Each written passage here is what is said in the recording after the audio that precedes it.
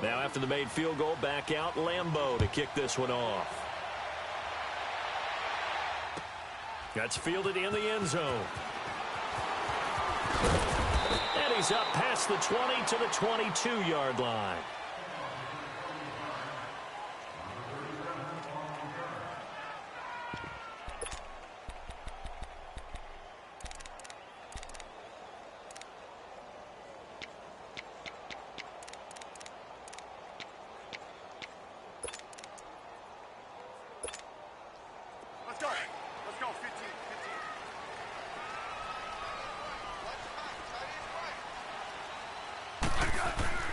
On first down, Smith. And he'll be grabbed from behind and slung down like a rag doll. Malik Jackson with a great push up front. He picks up the sack and a loss of 8.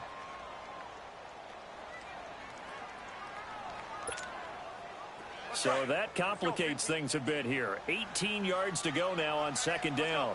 Let's go, 15, 15. Let's go. Let's go, 15, 15. Tiger. Here's Smith now on second down. This one complete to Jordan Reed. And they're going to get this one up to the 35-yard line. And a nice gain of 21 yards. Hey, let's settle in. Come on, we're good. Hey. We got three down. Hey, fellas, we got 3. Let's go.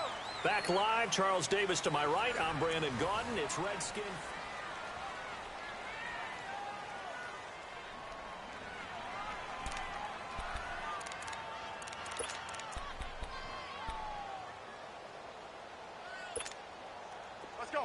Let's go, 15, 15.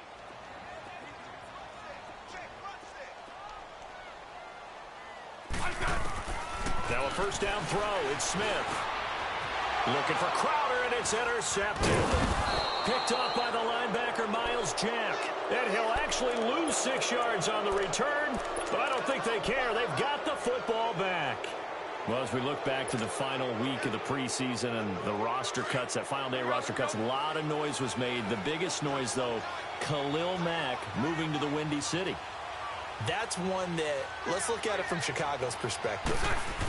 A young team growing, building on both offense and defense, and it's a city that loves defense. They love their linebackers. Khalil Mack being added to that group, that's just a win-win for them. Now you flip it over to Oakland. I never thought they'd let Khalil Mack go. I thought they'd figure out a way to get it done, but somehow, during the contract negotiations, everything broke down, and they decided to save that money, and they'll put it elsewhere in their roster. From midfield, here's Bortles. Got his man complete over the middle. It's Cole, and he'll go down shy of the 40 at the 41. Bortles to Cole for the Jacksonville first. Clock running, under 4 to play now as they come up on 1st and 10. From the gun, it's Bortles. And that'll be incomplete. Well, too much oomph, too much mustard there on that pass. They really turned it loose, didn't they? Really cut loose with that one. Sharp, strong. Didn't lead to a completion, though. Made it very difficult. Back to the air on second down. It's Bortles. Caught. Safarian Jenkins, right side. And brought down, but able to get it to their 30-yard line. Bortles to the former Jet, Safarian Jenkins for the Jags' first down.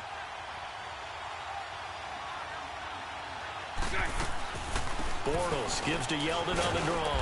And he'll take this inside the 30 to about the 29, maybe the 28-yard line. Deron Payne, the big DT.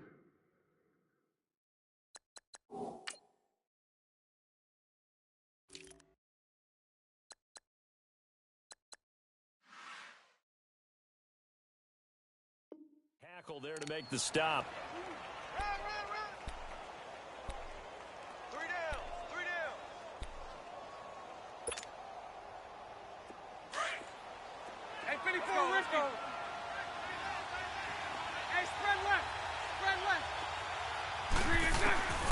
Bortles. Over the middle, complete. That's Cole. First down, Jacksonville. The passing game looking sharp on this drive for the Jags. This has to go down as one of the simpler routes in the playbook, but oh so effective. Nice completion there. Keeps the sticks moving.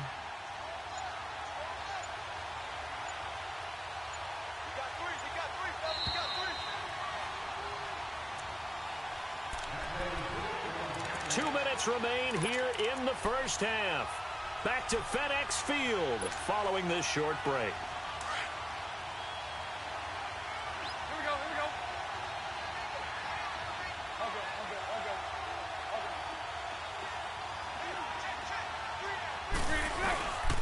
Fournette, a first down carry. Officially no gain on the play, and it's second down. And now we're going to get a timeout called by the Redskin defense. It's just their first, so they'll have 2 remaining here before we get to halftime. On second down, here's Fournette. And he'll take this one down near the 15. The Redskins looking for another timeout, and they get it. So that means they're down to 1 remaining here as we head toward halftime.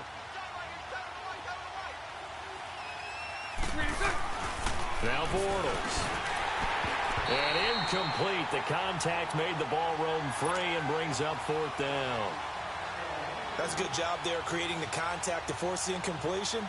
And now since it's 4th down, that should set up a field goal situation. And a nice sigh of relief defensively to be able to hold them to 3. And Lambeau will put this one through. And the lead moves to 10-zip. So unable to convert for the touchdown inside the red zone, but they do come away with 3. Yeah, it's a 32-yarder. That's essentially an extra point nowadays, right? Because it's 33 as a general rule for these guys. So it should be a simple kick. But you know what's really strange nowadays? When they miss an extra point, I think they carry that with them longer than missing a field goal because an extra point's supposed to be automatic. Absolutely, and I would think even field goals inside of 30 yards, even though they're substantially shorter than a PAT, it just has a different feel, doesn't it? A different feel, a different vibe. That's what I get from all the kickers I talk to. Now a hit and a loose football. And the Jags grab it. And his guys will take over at the 25-yard line. And careless with a football there on the kick return. And one thing I love about going to practices is trying to get around coaches and hear their catchphrases and what they really emphasize.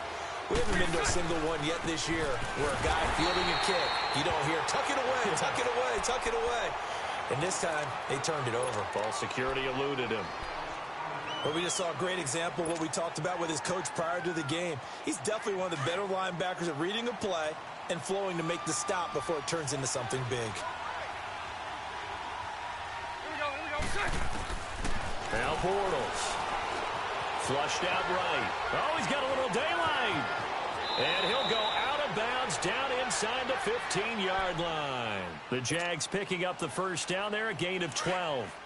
Certainly making his presence felt in both the pass and the run game. He's having an impact. Yeah, and his first carry of the game right there, he had hurt him with his arm. Now he's showing that he can shuffle the puppies as well. And power running here down to the 6-yard line. 7 yards on the pickup there, and it'll leave him with a 2nd and 3.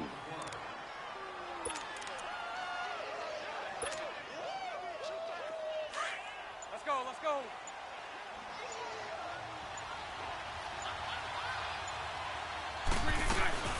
They'll run it now out of the gun.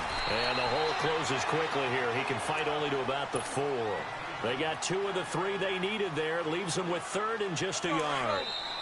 And now prior to this 3rd and 1, we're going to get a timeout here, as they'll stop the clock with 26 seconds to go until halftime. Looks like they're establishing a pretty good pattern here because they've been very heavy in the running game on the last 4 plays. Yeah, you took the words right out of my mouth. So far, 4 plays in this drive, all 4. And he will fight his way into the end zone for a touchdown. A great play there. Taking it in from 4 yards out. And the Jaguars add on to their lead. Extra point tacked on by Lambeau. And that makes our score 17-0. Here's Lambeau out to kick this one away. That's fielded in the end zone. And not wanting to risk anything here late in the half, he'll just take a knee, and they'll bring the football out to the 25. Washington, they get ready to go again here on offense. And let's look at the first 4 weeks for them in the regular season since we're getting ready for week 1. And you stole my schedule. I don't have it memorized. Who are the first 4 weeks? Well, they open at Arizona, home for Indianapolis and Green Bay, and then they go to New Orleans. So to me, the way the schedule is set up, Alex Smith now the new quarterback. Adrian Peterson to supplement the run game, but I think that Trent Williams, back healthy at left tackle, that may be the key piece for them. To me, they've got to win the first 2 ball games if they want to chase down Philadelphia in the NFC East. Complete. Richardson has it. And he'll be taken down, but not before he gets into enemy territory. Give him 30 yards there. The final shot here before break. Smith being chased out left. And he takes a shot on the release as this will be incomplete. They were trying to get it there to Josh Doxson, and that'll bring up second down.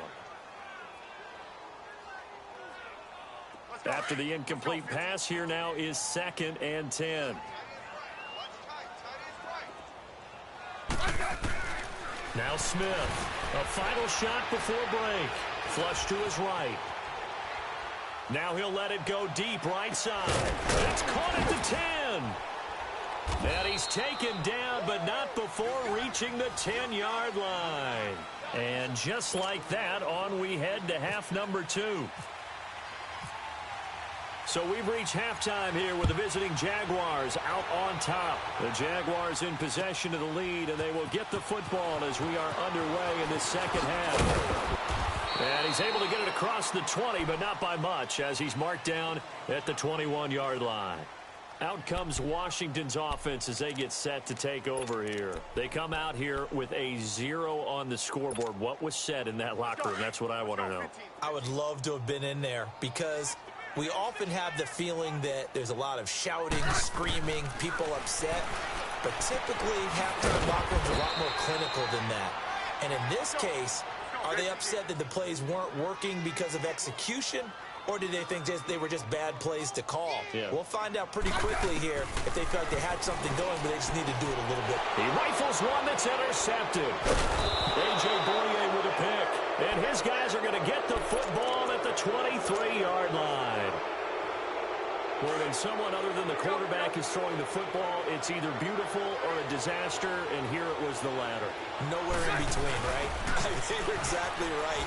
It takes some fortitude to call that type of play, but when it doesn't work, oh boy, you wish you hadn't. Just what you want on a first down run. Call it 8 yards, and it's 2nd and 2.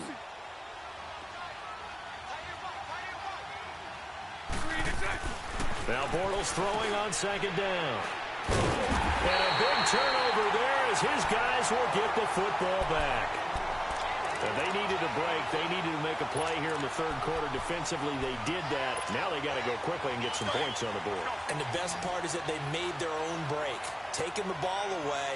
Now they just look at their offense and saying, guys, let's go. Come on, capitalize on this one. After the interception, here's Smith. He's going to leave this for his running back. It's complete. And he will lose yardage here back to his own 6.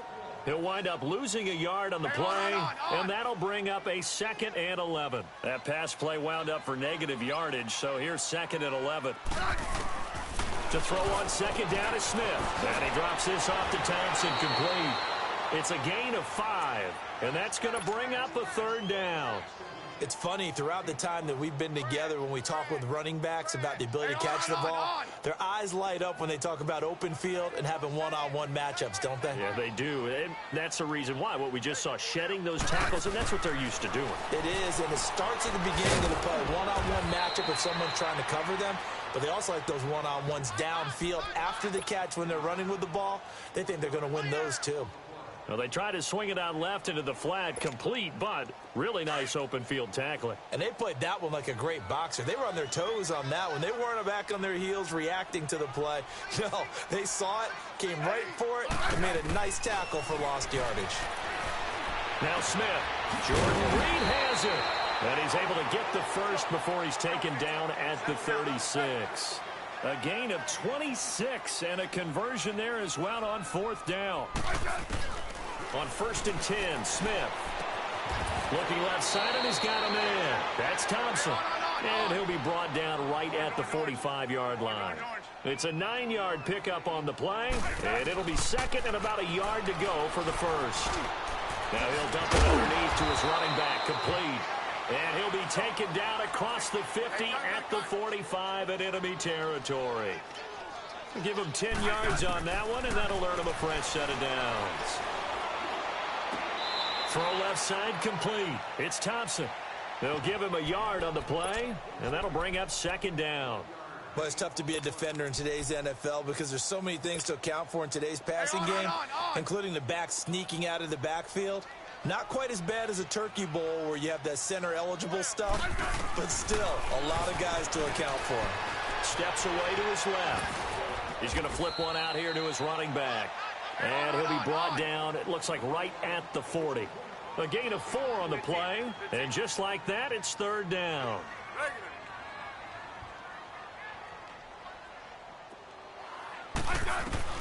To the air again, Smith.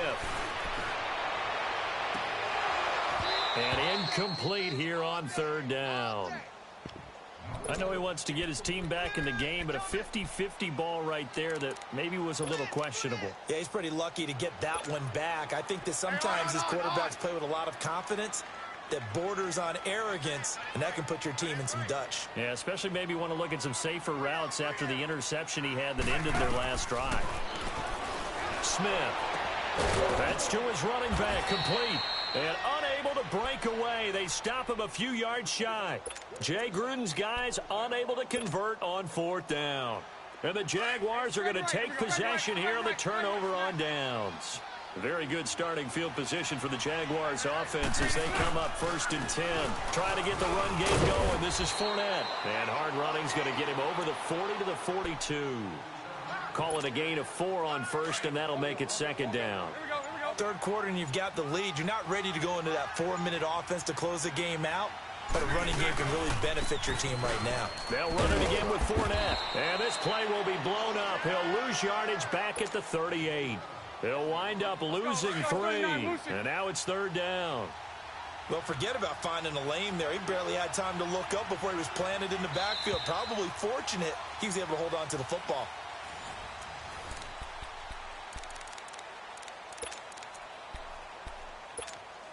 The Jaguars on third down. They've been good, 3 for 4 thus far. This is 3rd and 9. A fake to Fournette. Now it's Bortles to throw. Open man is Westbrook, complete.